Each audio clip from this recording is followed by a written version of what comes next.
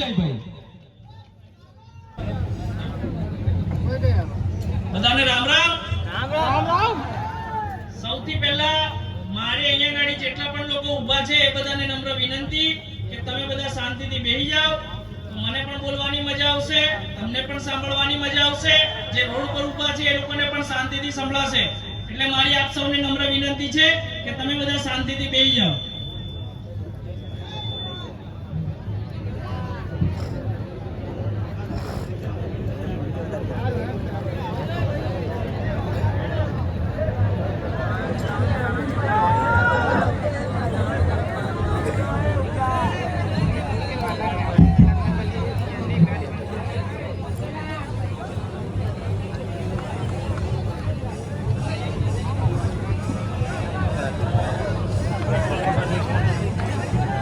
આજે 9 ઓગસ્ટ વિશ્વ આદિવાસી દિવસ।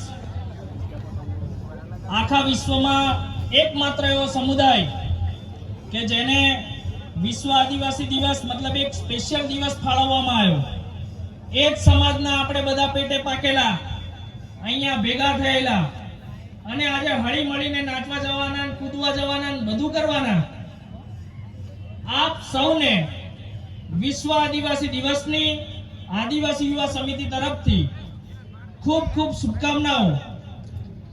અને જ્યારે વિશ્વએ નક્કી કર્યું કે ભાઈ આદિવાસી દિવસ ઉજવવો જોઈએ, એ માત્ર ને માત્ર એટલા માટે કે આ દુનિયાને બચાવવું હોય, તો એકમાત્ર એવો સમુદાય છે કે જે સમુદાયને સાચવીએ તો આ વિશ્વનું પર્યાવરણ જળવાઈ રહે અને આ પૃથ્વી ટકી રહે।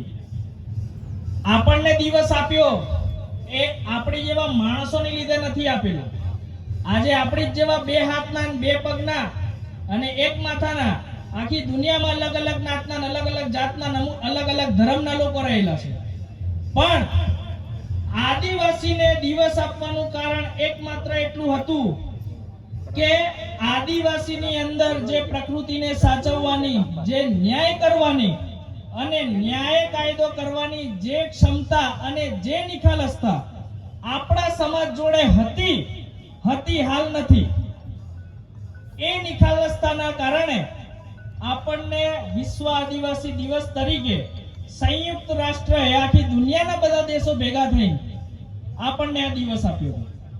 મેં કીધું એમ કે પહેલા હતો એ નિખાલસતા હતી, ન્યાય કરવાની આપણામાં ક્ષમતા હતી, આજે નથી। કેમ નથી? આજે રાજકીય આગેવાનો બેસેલા છે, સામાજિક આગેવાનો બેસેલા છે અને સર્વ સમાજ બેહેલો છે। આગેવાન કોઈ મોટો નથી, એ રાજકીય હોય, સામાજિક હોય કે આ વિજય રાઠવા હોય, સૌથી મોટો એ સમાજ છે। કારણ કે આજે વિજય રાઠવાને પણ જે નામ ને પ્રેમ મળ્યું એ આપનારા તમે લોકો છો। તમે જ ના હોત તો વિજય રાઠવાની કોઈ કિંમત હોત નહીં। તો સૌથી મોટો સમાજ છે અને સમાજથી મોટું કોઈ નથી। એ રાજકીય આગેવાનો યાદ રાખે, સામાજિક આગેવાનો યાદ રાખે, પણ આજે આ વાત એટલા માટે કરવામાં આવે છે કારણ કે વર્ષો જૂની આપણી જે પરંપરા હતી, પંચની પરંપરા, આજે અહીંયા ગાડી પંચ જ બેહેલી છે। વર્ષો જૂની જ્યારે આ બધા પાઘડી, હકીકત તો આદિવાસી આ બધા ડાહલા છે, પાઘડી છે, બાકી આપણે બધા ભણી બેહેલા આદિવાસીઓ છે, સર્ટિફિકેટ વાળા આદિવાસીઓ છે, બીજું આપણી અંદર આદિવાસીયત રહેલી નથી। આદિવાસી ઓળખાતો તો એની આદિવાસીયત માટે। આદિવાસીયત કોને કહેવાય? આદિવાસીયત એટલે ભોળાપણું, નિખાલસપણું, ન્યાય કામ કરવા વાળો, કોઈનું ખોટું ના ઈચ્છે, કોઈનું ખરાબ ના ઈચ્છે, એ આપણી આદિવાસીયત હતી। વર્ષો પહેલા જ્યારે પંચો બેસતી, કોઈ નિરાકરણ કરવા માટે બેસતી, ત્યારે પંચની અંદર આપણું બાળક પણ ખોટું હોય તો પણ તેને પંચમાં કબૂલીને જે તે દંડ પંચ નક્કી કરે આપી દેતા હતા। આજે છે? આજે નહીં। ઘણા બધા કિસ્સાઓ મેં દેખેલા છે, જે કિસ્સાઓની અંદર તમે જોતા હશો કે આપણું બાળક ખોટું હોય છતાં પણ આપણે આપણા બાળકનું ખેંચીએ અને ખોટી રીતે આપણા દાવાના નિકાલો થઈ રહ્યા છે।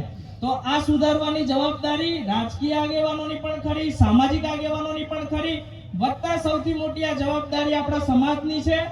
આપણું પંચ જ્યારે બેસે, પંચ એટલે ખાલી નામનું પંચ નહીં ભાઈ, આ આખી પૃથ્વી જે પંચ તત્વોથી બનેલી છે, અને આપણી દેશી ભાષામાં કહું તો 5 દેવળાઈ, એ દેવળાઈની સાક્ષીની અંદર આપણે લોકો ન્યાય કરતા હતા। આજે દેવળાઈ તો બેહે છે પંચના નામે, પણ ન્યાય નહીં થતો તો આપણે આદિવાસી કહેવાઈએ કે ના કહેવાઈએ? આજે સરપંચો હોય, રાજકીય આગેવાનો હોય, બધા લોકોને જ્યારે આવી પંચો બેહે, હું કોઈનો વિરોધ નથી કરતો, પણ જે ખામી છે, આજે સમાજ ભેગો થયો છે તો હારું તો પછી બોલ્યા, પહેલા ખામી પર કામ કરવાની જરૂર છે. કેમ કે જેમ જેમ ખામીઓ આપણે આપણી ઓળખીશું એમ ખામીઓ પર કામ કરીશું તો સમાજની અંદર તેનો સારો સંદેશો જશે અને સકારાત્મકતા આવશે અને સમાજ આગળ વધશે. આજે આપણે પંચો બેહે, પંચોની અંદર ખોટાનું સાચું થાય ને સાચાનું ખોટું થાય, એની અંદર મેં બી જવાબદાર, રાજકીય આગેવાનો બી જવાબદાર, સામાજિક આગેવાનો બી જવાબદાર ને તમે બધા બી જવાબદાર. તો આપણે આજે ખાલી હું નાચવા કૂદવા માટે ભેગા થવાનું? આપણે જ્યાં સુધી ન્યાય ના કરી શકતા હોય, ન્યાય કરવા વાળી આદિવાસીયત હતી, આદિવાસીયત આજે આપણી અંદર રહેલી નથી. આ ભોળાપણું આપણે ગુમાવી દીધું, સત્યના માર્ગે ચાલવાનું આપણે ગુમાવી દીધું અને સત્યના માર્ગ છોડ્યાને આપણે આજે માત્ર ને માત્ર નામના આદિવાસી રહેલા છે. એનું પરિબળ તમે જોવા જાવ તો આપણી અંદર રહેલો અહંકાર ઉભો થઈ ગયો કે ભાઈ હું કરું એ સાચું, ભાઈ તું કરે એ સાચું નહીં. સમાજના પંચમાં બેહીને જે નક્કી થાય એ સાચું કરે એ જ સાચું.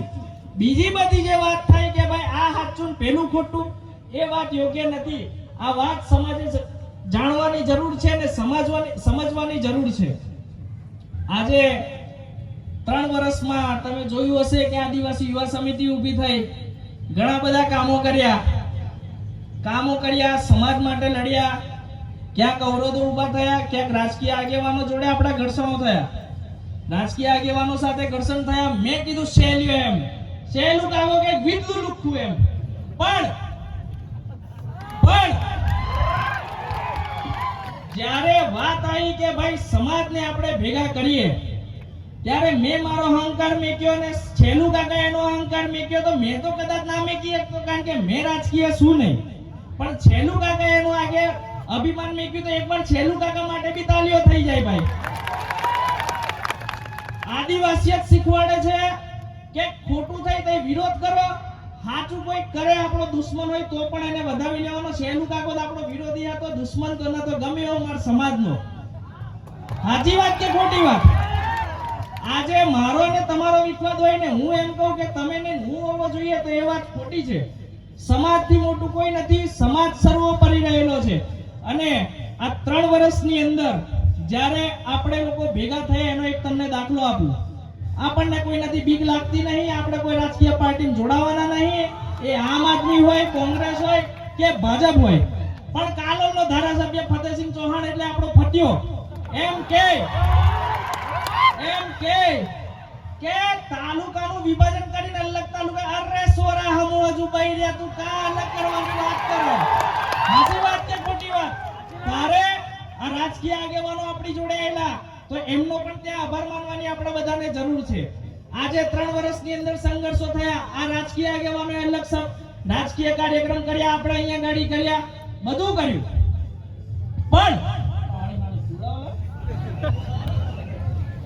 પણ આજે આદિવાસી યુવા સમિતિની જીત તમે કહો કે ના કહો, પણ સમાજની એક મોટી જીત થયેલી છે કે વર્ષો સુધી એવું ચાલતું હતું. હું કોઈનો વ્યક્તિગત વિરોધ નથી કરતો, પણ એક રાજકીય પરિબળ અને એક સામાજિક પરિબળ, અત્યાર સુધી રાજકીય પરિબળ એ મજબૂત હતું અને હું તો એમ કહું છું કે સમાજના આશીર્વાદથી મજબૂત રહ્યો.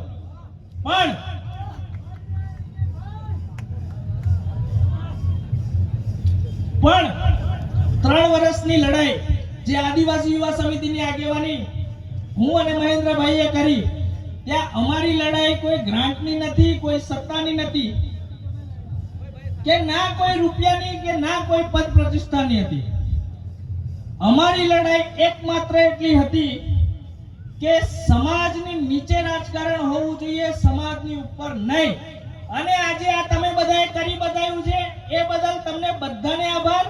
આદિવાસી યુવા સમિતિના દરેક છોકરાઓને આભાર અને પૂરેપૂરા સમાજને બી આભાર. અને છેલ્લું કાકા તમારી જેવા રાજકીય આગેવાનોનો બી આભાર કે તમે બધા અહીંયા આજે સમાજ નીતિ મજબૂત કરેલી છે. કાલે છેલ્લું કાકા રાજકારણમાં નહીં હોય, હેમંતભાઈ નહીં હોય, બીજા આપણા રમેશભાઈ ગળબીલી ના હોય કે ઉપપ્રમુખ ના હોય ના હોય, પણ કોઈક ને કોઈક તો રાજકીય રહેવાનું છે.